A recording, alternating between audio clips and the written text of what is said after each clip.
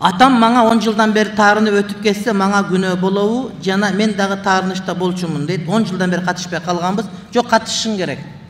Сен ушул жака келип менин сөзүмдү угуп атканың, Абишкур ажын сөзүн угуп атканың, ушул жака келип бөлөгелде жүрүп, өлбөй жашап атканың сен эстөө экениңен кабар берет. Демек сен жарашышың керек атаңа барып. Милдет сага.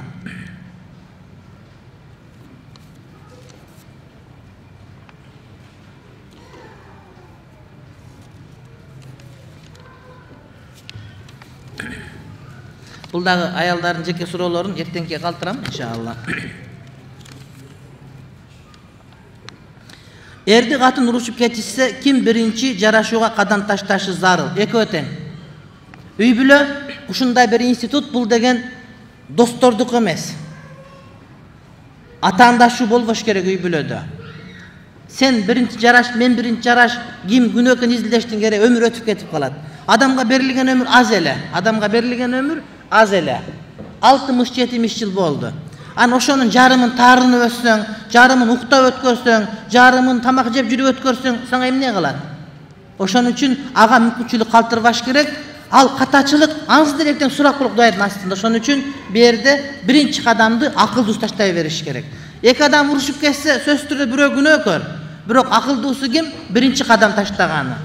Ошон үчүн бул кечиргенде лимит болбош керек. Аялга дагы, күйөөгө дагы. Ошондо үй бүлө сакталат.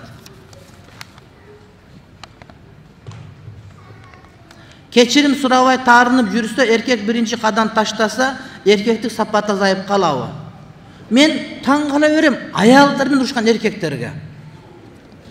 Мен таң кала берем. Бул адамдар бузулуп баратабы, барып гейге айланып кетеби? Мен түшүнбөйм. Илимде аныкталган аялдардын мээси бөлөкчө, эркектердики бөлөкчө. Эки башка адам окшош, бирок эки башка аалам. Анан Кудай ушундай жараткан, ажырашууда эркектерге талак деген маселени. Эркек бул урушпайт аял менен, бул айтышпайт. Айтышса угатта кайра жакшы көрө берет, аны менен мушташпайт деп берген. Аялдар назик. Булар дүйнөнү бөлөкчө кабыл алат, кызыл гүлдөрдү жакшы көрөт. Булар балдарга тарбия берет.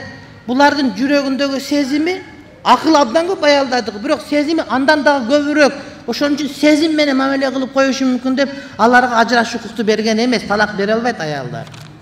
Анан ошону түшүнүп туруп деле аял менен урушуп, аны менен айтышып, анан сен жаңы үйлөнгөндө экинчи күнү мындай дегенсиң, 5 жылдан кийин мындай дегенсиң, ошондо ушинтип сүйлөп алгансың деп ар бир сөзүн эсептеп жазып, аялдын катачылыгын тапкан эркек бул эркектик касиетин жоготуп баштаган деген сөз дароо дем салдырыш керек.